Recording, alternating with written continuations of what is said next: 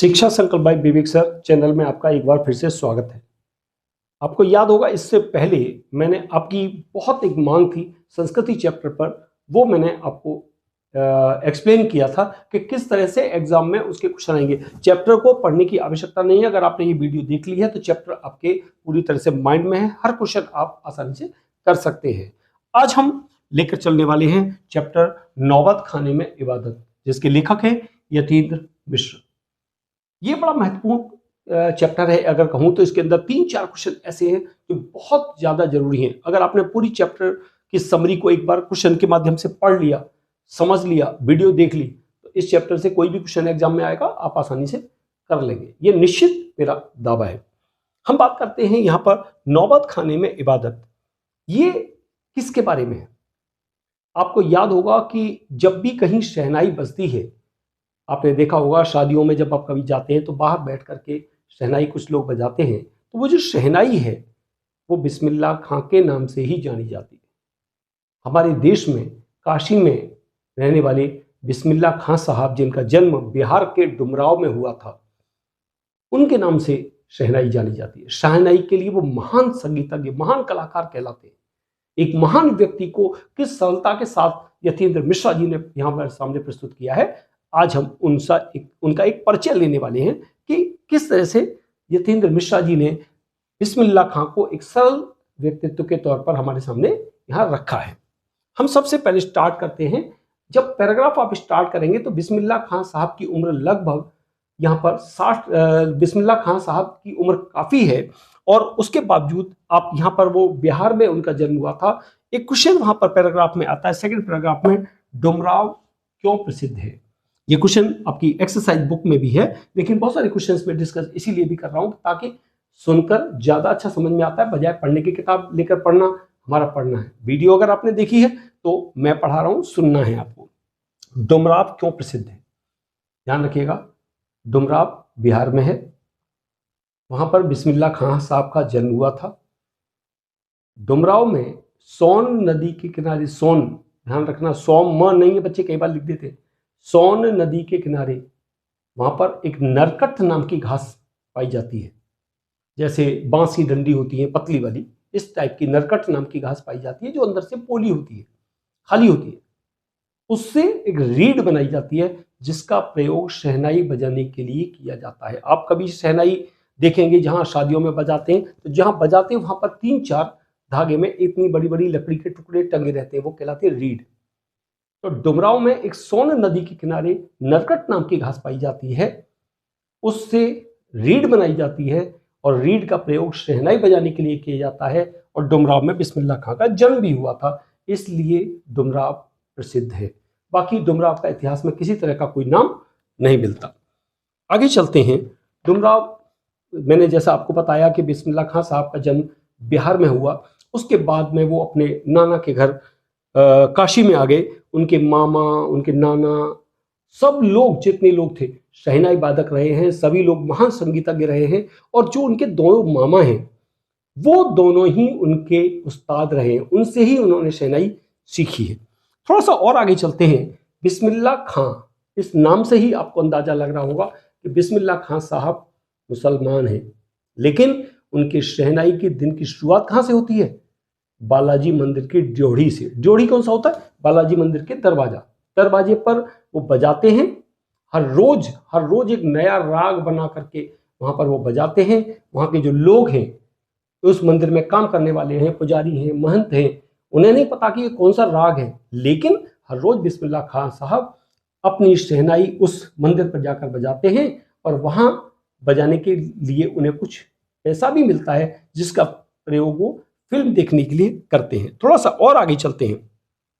बिस्मिल्लाह खां साहब के यहाँ पर बात आती है कि बिस्मिल्लाह खां साहब के जीवन में, सबसे पहले हम थोड़ी सी और आगे चलते हैं, एक पैराग्राफ पहले इस पर डिस्कस करते हैं कि सुशिर वाद्य, एक सेकंड पेज पर जाएंगे तो वहां एक पैराग्राफ है कि सुशिर वाद्यों में शाह की उपाधि किसे दी गई है। सबसे पहला प्रश्न यहां जाता है, सुशिर वाद्य किसे कहते हैं? जो फूंक कर बजाए जाने वाले वाद्य हैं, जो फूंक कर बजाए जाने वाले वाद्य हैं, उन्हें सुशिर वाद्य कहा जाता है। उसके बाद उन्होंने कहा जिसमें रीड का प्रयोग किया जाता है। सुशील वाद्य कहते हैं जिन्हें फूंक कर बजाया जाता है। और उसके बाद उन्होंने कहा जिसमें रीड का प्रयोग किया जाता है उन्हें कहते हैं नय। क्योंकि शहनाई जितने भी फूंक कर बजाए जाने वाले वाद्य हैं उन सभी में सबसे श्रेष्ठ है, इसलिए उसे उन्होंने कहा शाहे नय। जितने नय हैं यानी फूंक कर बजाए जाने वाले वाद्य जिनमें रीड का प्रयोग किया जाता है उनमें शहनाई सबसे श्रेष्ठ है, इसलिए उसे उन्होंने कहा शाही नय अर्थात शहनाई। आप कभी साउथ के टेम्पल्स को देखिएगा तो वहां पर एक इसी तरह से फूंक कर बजाया जाता है, इस तरह से गोल होता है, वो कहलाता है नागस्वरम, वहां पर बजाया जाता है, उसे भी हम नय कह सकते हैं या सुशील वाद्य कह सकते हैं। आगे चलेंगे, यहाँ पर इन्होंने थोड़ी सी और आगे बात की, नागस्वरम का जिक्र किया। बिस्मिल्लाह खां साहब की लगभग 80 वर्ष की उम्र हो चुकी है। एक क्वेश्चन मैंने यहाँ लिखा नहीं है, जगह कम थी, लेकिन मैं बता देता हूँ आपको, बिस्मिल्लाह खां को मंगल ध्वनि का नायक क्यों कहा जाता है। देखिए मंगल का मतलब क्या है, मंगल का मतलब शुभ, मंगल ध्वनि का नायक, शुभ ध्वनि का नायक उन्हें क्यों कहते हैं। देखिए अभी हमने जिक्र किया था शादियों में, विवाहों में, मंदिर जब खुलते हैं तब, या पूजा पाठ में शहनाई का प्रयोग किया जाता है, वो शुभ ध्वनि है। उसे शादी के कार्ड देखिए, शादी के कार्ड पर शहनाई का चित्र बना होता है क्योंकि वो शुभ है, तो इसलिए उन्होंने कहा मंगल ध्वनि है। क्योंकि बिस्मिल्लाह खां साहब शहनाई बजाते हैं और बिस्मिल्लाह खां साहब के नाम से शहनाई जानी जाती है, इसलिए हम कहते हैं उन्हें मंगल ध्वनि का नायक। क्योंकि बिस्मिल्लाह खां साहब शहनाई बजाते हैं, बिस्मिल्लाह खां के नाम से शहनाई जानी जाती है और मंगल ध्वनि है वो, इसलिए उन्हें मंगल ध्वनि का नायक कहा गया है। थोड़ा सा और आगे चलते हैं तो यहाँ पर इन्होंने यहाँ पर क्वेश्चन दिया है कि गंगा जमुनी संस्कृति का प्रतीक बिस्मिल्लाह खां साहब को क्यों कहते हैं। देखिए आप समझ जाइए, गंगा जमुनी संस्कृति का मतलब, देखिए मुसलमान हैं और उनकी लगाव किससे है, बिस्मिल्लाह खां साहब का लगाव किससे है, बालाजी मंदिर की ड्योढ़ी से। दिन की शुरुआत कहाँ से होती है उनकी, बालाजी मंदिर की ड्योढ़ी से, वहां पर जाते हैं, वहां शहनाई बजाते हैं। दूसरा, आप यहाँ पर एक चीज समझ सकते हैं कि जब काशी में एक परंपरा है कि संकट मोचन मंदिर पर लगभग 10 दिन एक कार्यक्रम होता है, 8-10 दिन का, वहां पर उस कार्यक्रम में वो भाग जरूर लेते हैं।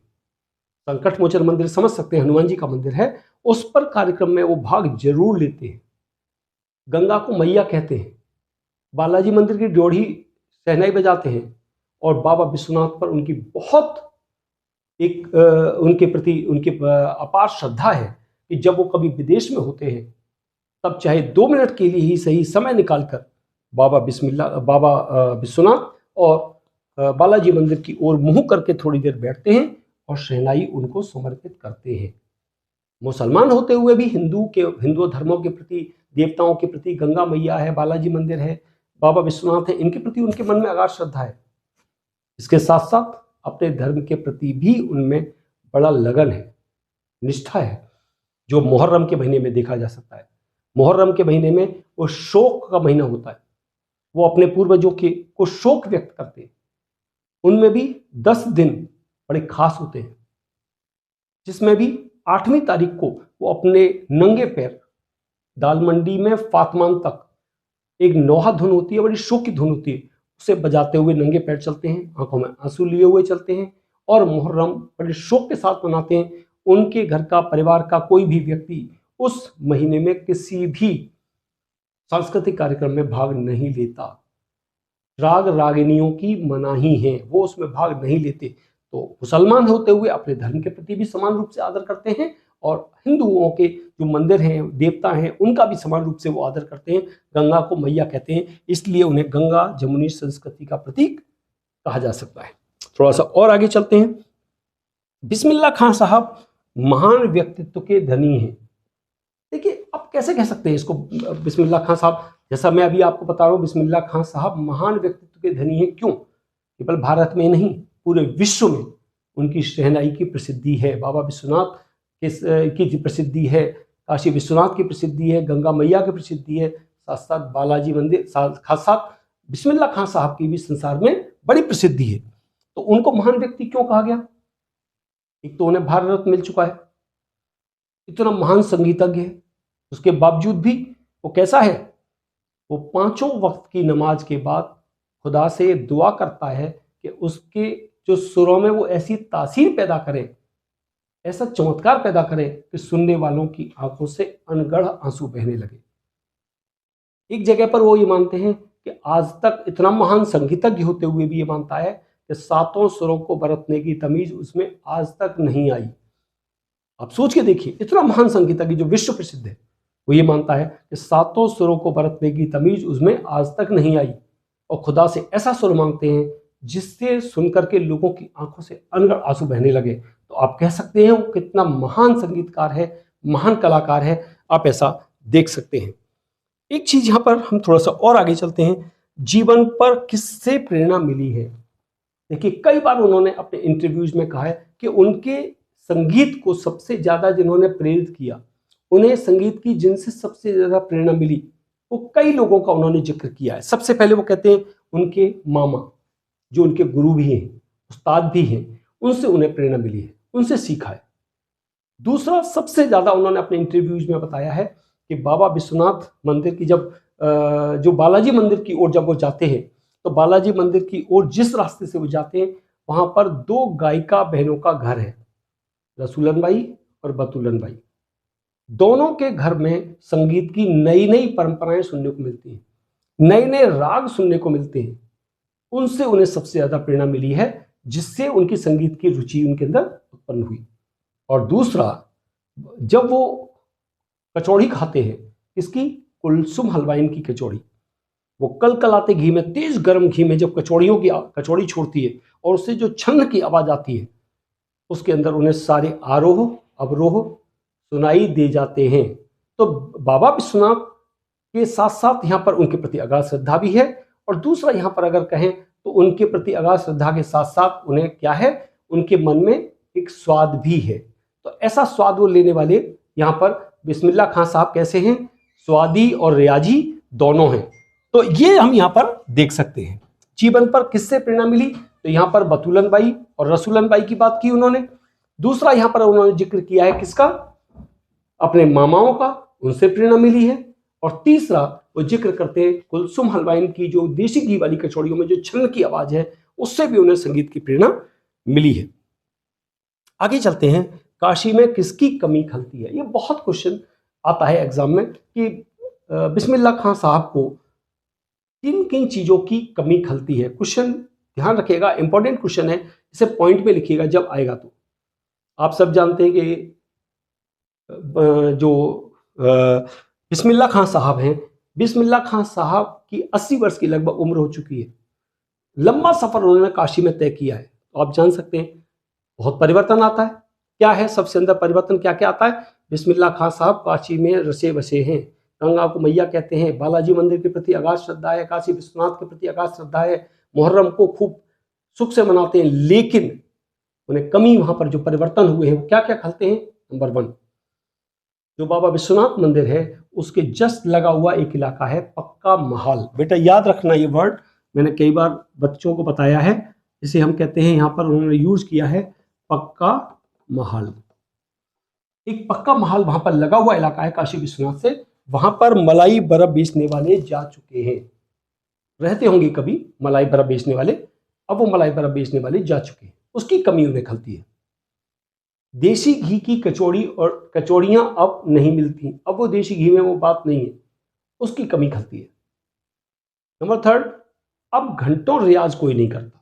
अब जो नए नए संगीतकार हैं वो अपना थोड़ा बहुत अपना अभ्यास किया, काम ठीक, लेकिन ये तो घंटों रियाज करते थे, इन्हें शौक था घंटों रियाज करने का। यहां पर वो कहते हैं कि उन्हें अब घंटों कोई रियाज नहीं करता, इसकी कमी खलती है। और एक आपको याद होगा, मैंने पोइट्री में एक चैप्टर पढ़ा है संगतकार। संगतकार कौन है, जो साथ देने वाले लोग हैं। मुख्य व्यक्ति जो, जैसे मान लीजिए शहनाई बजाते हैं तो केवल शहनाई की आवाज होती है क्या, नहीं, तबला भी बजता है, हारमोनियम भी बजता है, गिटार भी बजता है, जो भी चीजें इंस्ट्रूमेंट से बजते हैं वो लोग कहलाते हैं संगतकार। अब वो कहते हैं मुख्य गायकों के मन में संगतियों के लिए आदर नहीं रह गया है। संगति जो थे उन्हें ये मानता है मुख्य गायक या मुख्य जो इंस्ट्रूमेंट बजाने वाला व्यक्ति है, वो ये मानता है कि ये तो हमारी वजह से रोजी रोटी चलती है इनकी, ये हमारी वजह से है, इनका जीवन हमारी वजह से है। लेकिन ऐसा विश्वनाथ ये नहीं मानते, क्या नाम है उसका, बिस्मिल्लाह खां साहब ऐसा नहीं मानते। वो ये मानते हैं कि संगतियों के लिए मुख्य गायकों के मन में अब आदर नहीं रह गया है, इसकी कमी उन्हें खलती है। जो सबसे ज़्यादा इंपॉर्टेंट क्वेश्चन है, काफ़ी एग्जाम में ये आता भी है, और इसको अच्छी तरह से समझ भी लीजिएगा और तैयारी भी करते रहिएगा कि इन चीज़ों की उनको कमी खलती है। और एक सबसे ज़्यादा जो इंपॉर्टेंट क्वेश्चन यहाँ मैं बता दूं आपको, कहलाता है, ये एग्जाम में काफ़ी आता है, इसको भी ध्यान रखिएगा। हिरण का उदाहरण किस लिए दिया गया है? ध्यान रखिएगा, ये क्वेश्चन एग्जाम में आता है। ये पैराग्राफ मैं बता देता हूं आपको, 3rd पेज है, 2nd पेज का लास्ट पैराग्राफ है, जहां पर वो जिक्र करते हैं कि हिरण अपनी ही महक से परेशान पूरे जंगल में उस वरदान को खोजता है जिसकी गमक उसी में समाई है। देखिए, अब जान लीजिएगा, बिस्मिल्लाह खां मैंने बताया कितने महान संगीतकार हैं, विश्व में प्रसिद्ध हैं, उन्हीं के नाम से शहनाई जानी जाती है, भारत रत्न मिल चुका है, सरलता है, सहजता है। आपने देखा होगा, एक उदाहरण आया है वहां पर कि बिस्मिल्लाह खां साहब की जो एक शिष्या थी, उसने कहा कि जब कोई आपसे मिलने के लिए आता है तो आप फटी हुई तहमत लुंगी पहनकर चले जाते हैं, अच्छा लगता है क्या? तो उन्होंने क्या कहा, हमें, उसने कहा भारत रत्न आपको मिल चुका है, क्या आपको अच्छा लगता है? तो उन्होंने कहा हमें भारत रत्न शहनाई पर मिला है, उस लुंगी पर नहीं।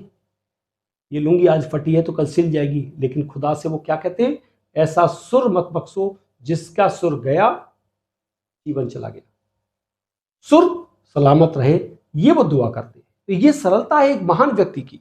बात आती है हिरण का उदाहरण किस संदर्भ में दिया है, इतना महान संगीतकार होते हुए भी वो कैसा है। देखिए बेटा, एक कस्तूरी मृग होता है, कस्तूरी मृग की नाभि में एक पदार्थ होता है जिसकी बहुत महक होती है, बहुत खुशबू होती है। वो कस्तूरी मृग उस पदार्थ को पाने के लिए पूरे जंगल में दौड़ता रहता है। एक कस्तूरी मृग होता है जिसकी नाभि में एक खुशबूदार पदार्थ होता है जिसे पाने के लिए पूरे जंगल में दौड़ता रहता है, जबकि वो कहां पर है, उसकी नाभि में। ऐसे ही बिस्मिल्लाह खां साहब अपने खुदा से 5 वक्त की नमाज के बाद ऐसा सुर मांगते हैं, ऐसी तासीर पैदा करने के लिए कहते हैं जिसको सुनकर लोगों की आंखों से अनगढ़ आंसू बहने लगे। वो ये मानते हैं कि 7 सुरों को बरतने की तमीज उनमें आज तक नहीं आई। वो खुदा से ऐसा सुर मांगते हैं जो लोगों को प्रभावित कर सके, लोग सुनकर भाव विभोर हो जाए।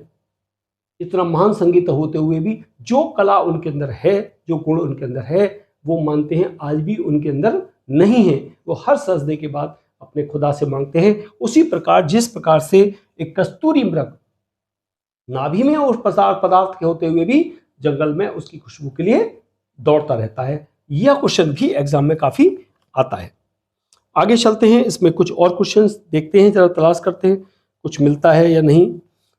मेरे हिसाब से इसके अंदर कोई और क्वेश्चन तो ऐसा नहीं मिलता। ध्यान रखिएगा, जितने क्वेश्चंस का मैंने जिक्र किया है ये सब बड़े इंपॉर्टेंट हैं। पैराग्राफ पढ़ लीजिएगा, इंपॉर्टेंट पॉइंट्स को लिख लीजिएगा और इसी तरह से इस वीडियो को देखिएगा, लगभग पूरे चैप्टर की आपकी तैयारी हो जाएगी। जुड़े रहिए शिक्षा संकल्प बाय विवेक सर चैनल में और सब्सक्राइब कर दीजिए, लाइक कर दीजिए और परीक्षाओं की तैयारी में जुटे रहिए। Best of luck.